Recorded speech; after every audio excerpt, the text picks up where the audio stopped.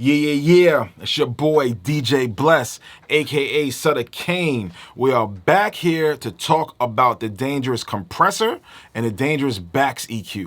Sutter Kain.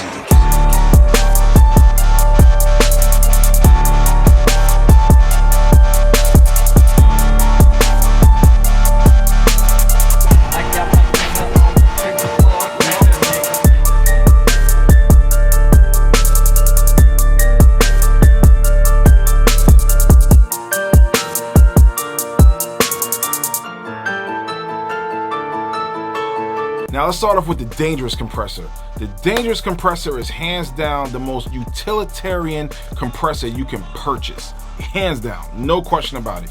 It can do everything and not get in the way. You can use it for vocals, right? So say if you got a lead vocal and you want to do the whole catch the peak trick where you catch the peak on one and then you smooth out on the next, you can do it.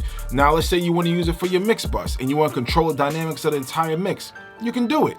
Now say you want to use it for mastering and you want to use it as a brick wall limiter. You feel what I'm saying? By putting it 20-to-1, pressing the smart dime option, and then playing with the threshold.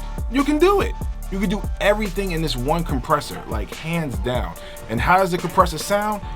Big and musical. Now what I mean by musical, it has the glossiness to it. That's to me what musical is. It has a glossy musical sound. You feel what I'm saying? It does not get in the way. It's not heavy-handed to where you're EQing around it.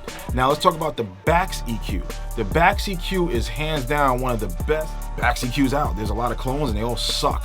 The filters and the way it sounds, once again, musical, glossiness, and big, gigantic. So everybody I've mixed for basically nowadays is like, yo, your mixer sounds so big.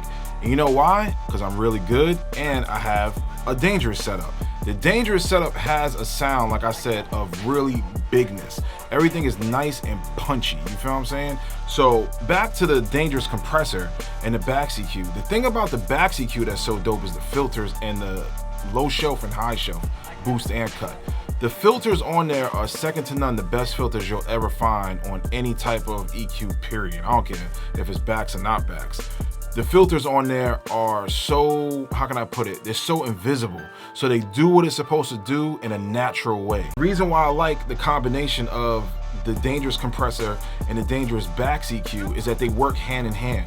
And it has a side chain filter in the back where I can hook up the BAX EQ and do even more with it. The way I personally use it is my first dangerous compressor is for my mix bus. And the same thing with the BAX EQ. I use it for mix bus duty. So it controls the dynamics, it controls the drums, the vocals, and it just glues everything together. And then my second one I use as basically like for vocals, bass, whatever I need in the mix. And then once the mix is completely done, I use my second one as a limiter. So when it comes to the mastering stage, I use it as a straight up brick wall limiter. And it sounds beautiful. I put the hard knee on, I take soft knee off, put on hard knee, I press smart dime, put it 20-to-1, play with the threshold, and boom.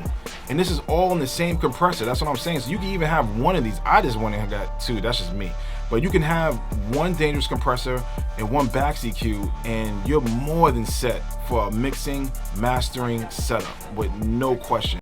Gear that gets in the way is annoying. You ever heard stories from old guys back in the days talking about how they had to do certain things to make it sound a certain way with certain boards? That's because the gear got in the way.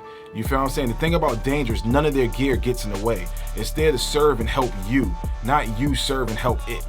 I hope this helped you. I go by the name DJ Bless. I'm out. Peace.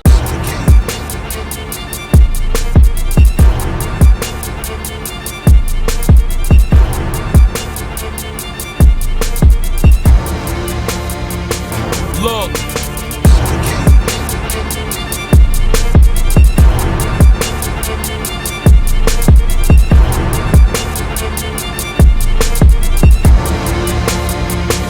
Look. Let's get the knockout, we going for the KO. Brought the block out, we ain't never tryna lay low. Move when I say so, right hook, left hook, uppercut, check hook. Put him on the ground and